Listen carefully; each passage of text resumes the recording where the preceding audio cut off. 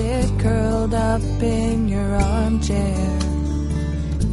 It smells like home, I know I'm not alone, once lost at sea, but still you welcomed me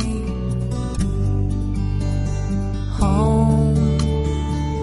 Growing up, I would say that I was a self-proclaimed rebel, actually. Was always up for anything, always up for a good time. I just started getting into the party scene. Going out drinking, binge drinking. I started trying drugs. Partying pretty hard, actually. I just thought that was how I would find happiness, was searching and trying different things like that. And yeah, it kept building and building and building until my body couldn't take it anymore. I couldn't take it anymore. If you could see what it's like being me, then you'd understand why sometimes I need you to hold my hand. My dad drove home and he told me that he pulled up in the driveway and he turned off the car and he just sobbed and cried out to God and just said, God, like, I just want my daughter back. I will give anything and everything I own to get my daughter back. I remember watching TV and I remember watching this news program, I think it was CNN, and they were talking about this Passion of the Christ and all this controversy about it. I was drawn to this controversy and I knew that I wanted to go and see this film. And I remember this vividly. I remember the lights dimmed and I was sitting there in my seat and the music came on that started the film, and I just knew that something was about to change. Like, I knew that I was never going to be the same. I remember I was shaking and I was crying and I was sobbing, and it was just, wow, it just wrenched my heart.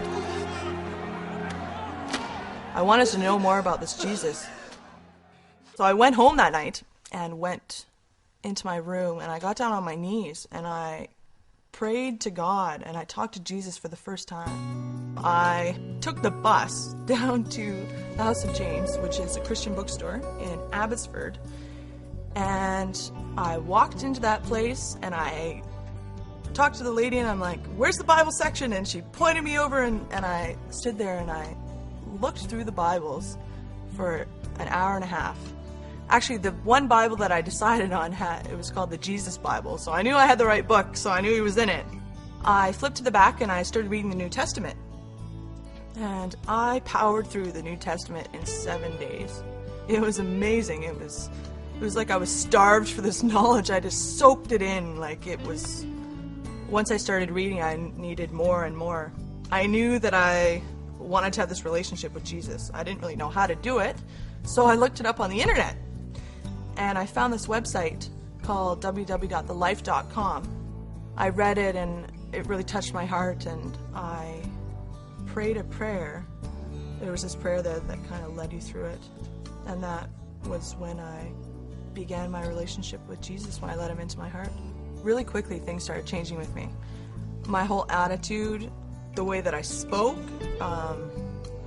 suddenly I had this conscience, which was kind of a weird awakening for me because I swore that I never had a conscience ever.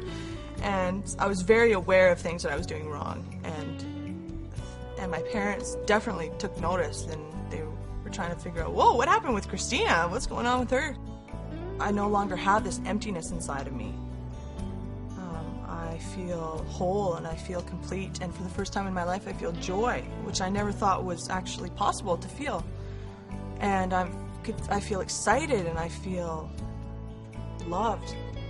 I'm loved unconditionally, and that I have someone that's going to be there no matter what happens. I'm going to